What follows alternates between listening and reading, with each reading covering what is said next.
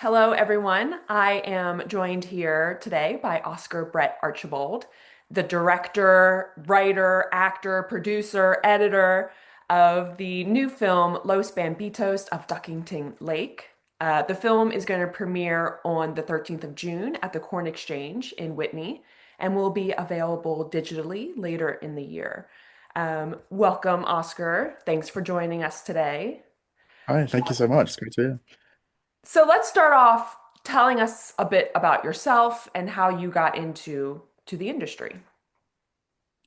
Um, well, my dad and my parents were very into films. And I'm named after the Oscars.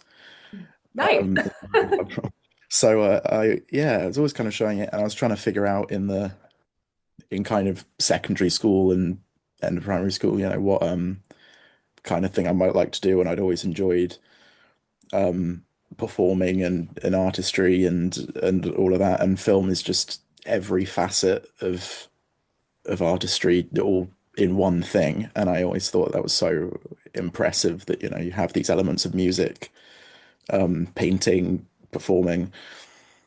And so yeah, that was really what kind of drew me to that. And then later on, when you get your first camera and stuff, just start making things and doing a lot for YouTube and stuff like that. And yeah, really taking off from there. Lovely. So, as I mentioned, you're a jack of all trades. You pretty much have tried your hand at everything. Since you mentioned music, you also scored the film as well. So you really have done everything. Is there one path in particular that you enjoy the most? Yeah, I think the the plan has always been directing. Um, the reason for kind of doing everything on this film was because we had no money and we had no time. It's either going to be you that does all of it, or you really have to will it into existence yourself. I would certainly wouldn't choose to do all those things. My plan was always to do directing. I've been doing a bit more acting recently, since I've been to university and stuff. So that's definitely something I think I'd like to do more of. But yeah, directing is really the plan. I will say your performance was really great. It actually had me cracking up a couple of times. It was very good. Oh, thank you. Thank you. So this is your first feature film. You sort of said that, you had to do all of this to make it come about. What was sort of that process of bringing it to fruition? It was it was quite hard, really, just because of time. Time was the main issue, really. I was very lucky to have a wonderful cinematographer called Dan Abrams, who had all of this equipment and allowed us to use it for free. Well, and him filming and using all of it. So we were able. I was the initial plan was to film it on a phone or on a GoPro, because I'm not really that worried about quality, image quality and all of that. I don't think that's the most important thing. Um, but yeah, it wouldn't have been as good without this. So I got really lucky there. But it was uh, it was just literally a process of going. I wanted to do something. I made a couple of short films, and then the Corn Exchange in Witney opened up itself as a cinema to do repertory screenings. And so I went in and I said I'd love to do something to be shown here, and that was always where it kind of came out of, was what was something that could be shown in the town, that's about the town. Mhm. Could be really, and there's a scene in the movie in the Corn Exchange in the actual screen. So that's very fun, and yeah, it kind of all stemmed out of there. Can you kind of give us a little bit of a quick overview of what the film is about for the viewers? Yeah, so it's about an agent called Thomas Kitts, who works for a kind of secret agency in the small Oxfordshire town of Witney, which is where it's all filmed and set. And there's a dodgy real estate plot going on that leads to an American agent being brought in that he has to collaborate with, and they butt heads a lot. And it's about yeah, them trying to foil this plot before they do any more illegal things. And it's I'd say a action first was always the I idea, but it is a comedy and it's a bit of a um, you know, stuff going on in there. So, and it's always nice to make a spy film. Really, there's a lot of spy films out at the minute, so we've got quite lucky with that, I think. It has very much the first thing that I thought of when I was watching it was Hot Fuzz. It has that sort of playing on this very quintessential British English countryside town, but something nefarious is afoot.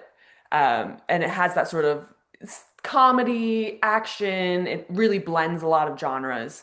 Um, and it's a very interesting concept where you do play on a lot of the tropes of the genres, but you really make it your own, which was I was really surprised with when I was watching it because I thought it was such a fun concept of the taking this sort of action film but making them these agents, teenagers and your Yeah. sort of age, and that that's what makes them undercover. It felt like it felt like a early 2000s like sort of teen movie. It was a very interesting concept.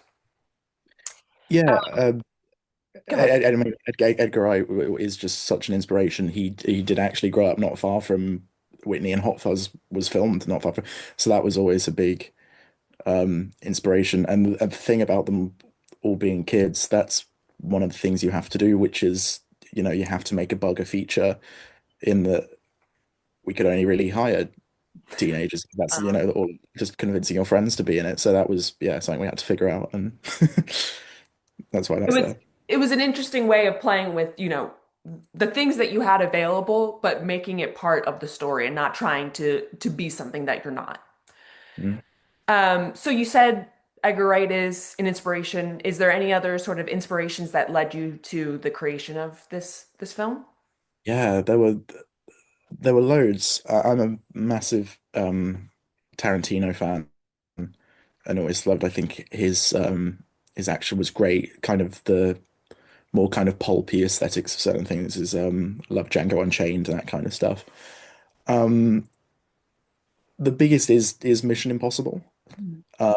And stuff like that. We were filming it. We started filming it when Dead Reckoning came out. It was also the Barbieheimer week was literally the week we started filming it. So yeah, there was kind of massive interest in that kind of things, and that's why I find it funny that we're releasing it, kind of alongside the new Mission Yep. Impossible and the Phoenician Scheme and um all that. So yeah, I'm a massive Tom Cruise fan. So and that was kind of realizing we could do stunts as well because when you do them for real, you don't have to worry about effects and certain things. So it's figuring out what kind of things can we do that will look cool and be exciting that we can just film and yeah, so that was great.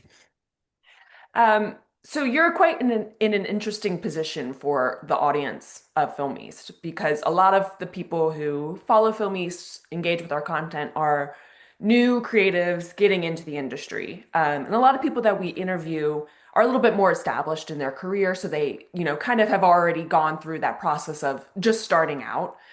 So you're in quite an interesting position where we can ask you, what was the process of actually getting this film off the ground? Because, this is your first big feature film, this is the first time you've done this, and you're going to be able to speak to that audience of the same people who are doing the same thing as you.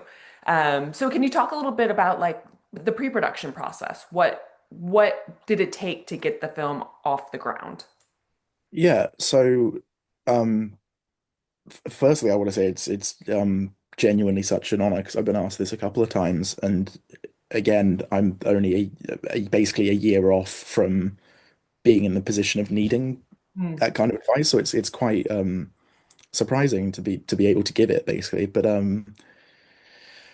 like I said, it started out with I wanted to do something, and this cinema had opened, so I went to them and I said, if I made something, could it? So from there, I was looking at writing a script and finding a story that uh kind of fits something that would have because it is quite a commercial. film in general, it needed to have kind of a mass appeal to be shown in public. So writing this spy story, and then it's just about assembling people who are willing to work with you. I got really lucky with Dan Abrams, who has all of this equipment. But like I said, we were going to make it with a phone or anything else. So it's really just going out there and doing it. I'd made quite a few short films before, so it was assembling people who had done little bits on all of that and going, some great actors in the film who, had done other roles and things. And the other thing I should say is it was never actually planned to be a feature. I knew it was going to be quite big, but it kind of ballooned out as I kept writing and it just got longer and longer. And so really the thing I would say if I could do it again as well is planning. I think it's very easy, but you need to put in an incredible amount of planning and there's actually stuff we weren't able to film just because we ran out of time or, didn't think it through properly. And so yeah, it really is in pre-production, just have a script locked down and make contacts with people because there'll always be someone who has a brother who worked on something or has those kind of connections. So that yeah, there's and because we were making it set in the town and for the town, that allowed us to use a lot of locations. That was also the main idea was we were able to get some really nice places just through emailing them and saying, we have no money, but we'd like to make this about you, basically. And yeah, so just utilizing the resources that you have to have a real plan. What about the production? How long were you filming for? Um, so yeah, like I said, we actually started filming the week of the Barbenheimer phenomenon, so July 2023, and we actually filmed the last scene about 3 weeks ago. Okay. It's yeah, it's really tough. Basically, we'd planned to just shoot it over the summer of 2023, and then that didn't work out. So we had to all come back again summer of 2024 and basically finish filming it then. And even then, we didn't get anything. So I'm still, still putting pieces together on it essentially for release this summer. So like I said, it's a ridiculous amount of work. You really have to be committed to it. There's also an interesting thing, given that we are quite young, your tastes change massively. Because like I started writing this when I was 16 and I'm 19 now. So just your taste of what you like change. So I've gone through periods where I've really not enjoyed parts of the film just because, I have different taste when I wrote it and when we filmed it. But yeah, is so it's a ridiculously long production and that's what happens when you don't have any money. You have to fit it around life and fit it around other things. And but yeah, it's incredibly rewarding to be able to actually talk about it and show it and show parts of it To because of how long we actually spent on it. have it Yeah, finished after yeah. so long.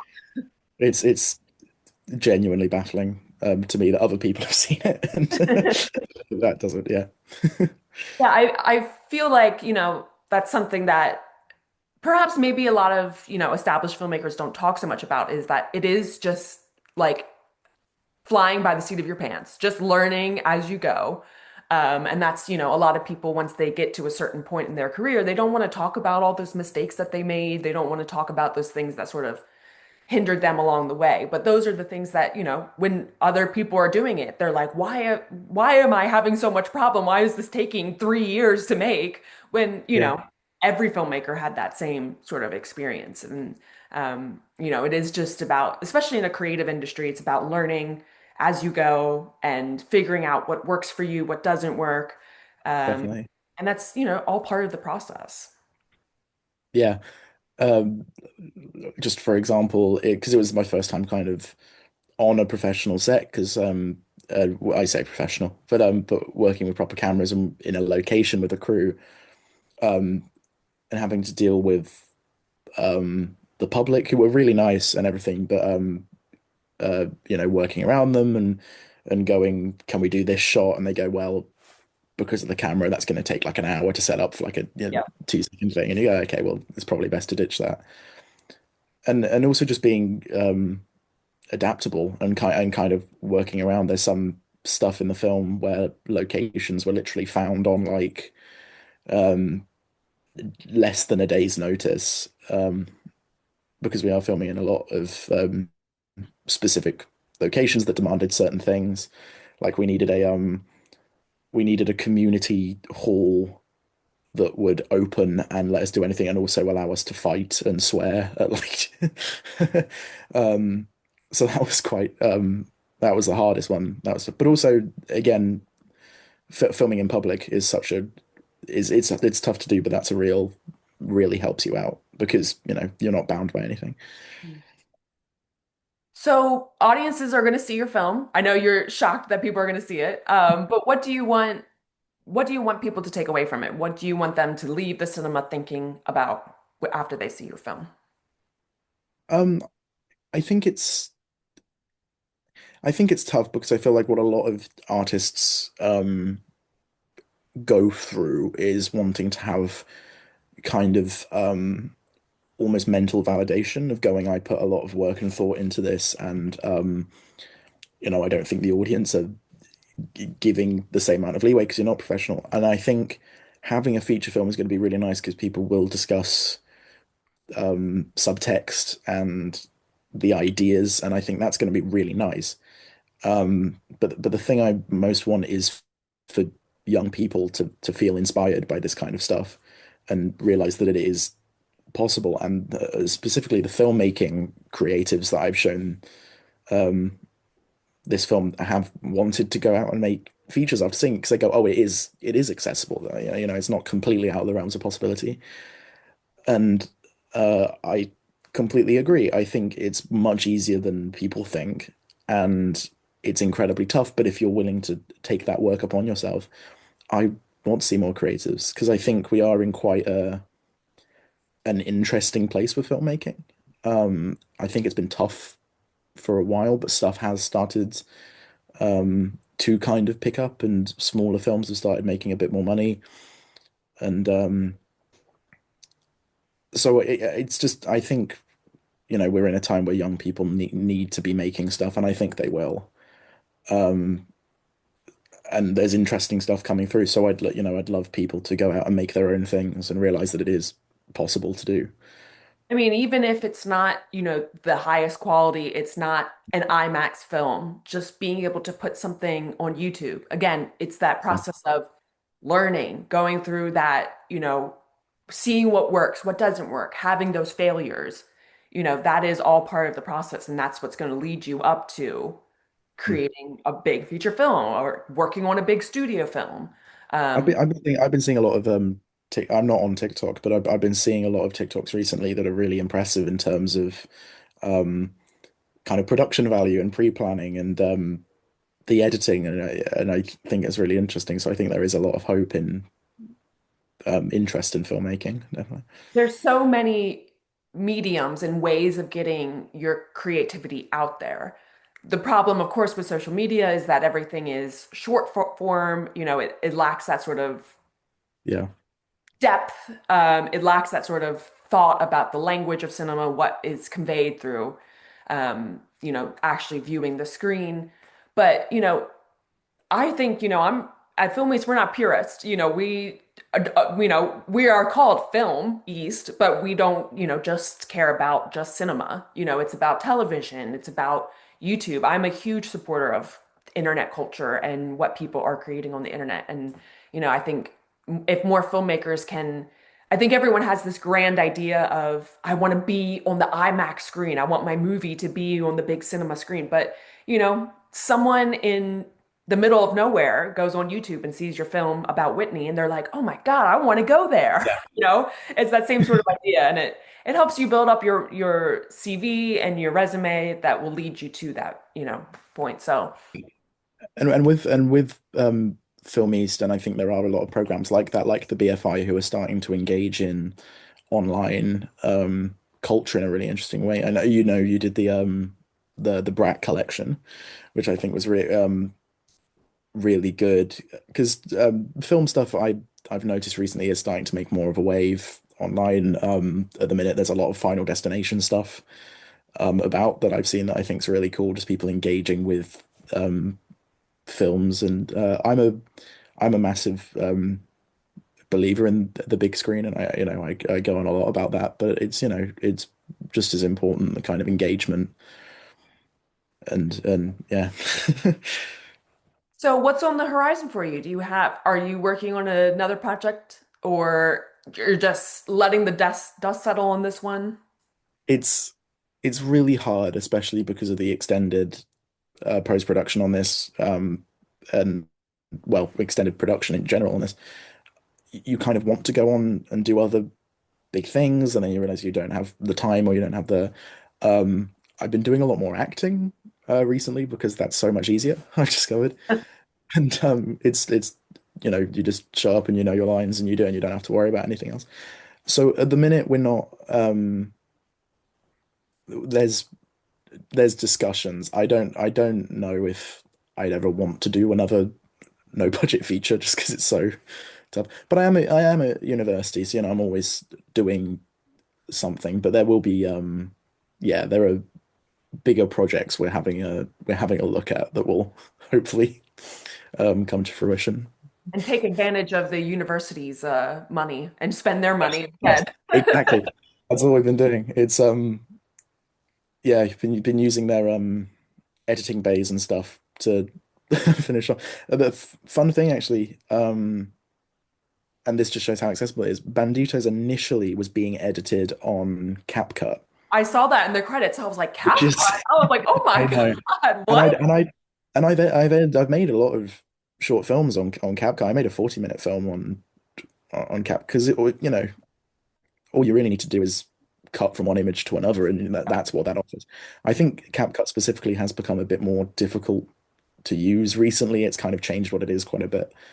Um, but yeah, for about a year, I was making these edits on CapCut, and then I went to university and they taught me how to use an actual editing software, and I was like, this is way better. So um, again, it's just kind of picking up skills and kind of transferring. But even on the more professional editing software, it's still free.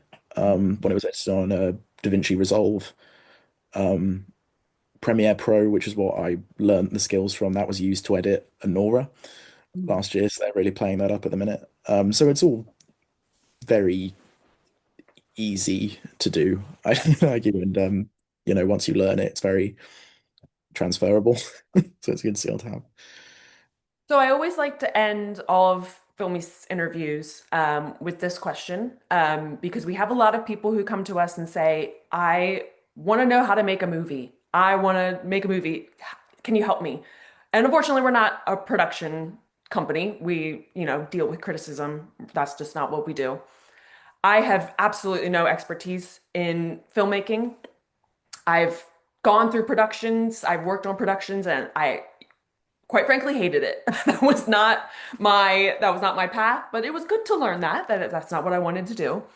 So I always like to ask the people that we're interviewing to give some advice to these people who are reaching out to us and want to know more about it.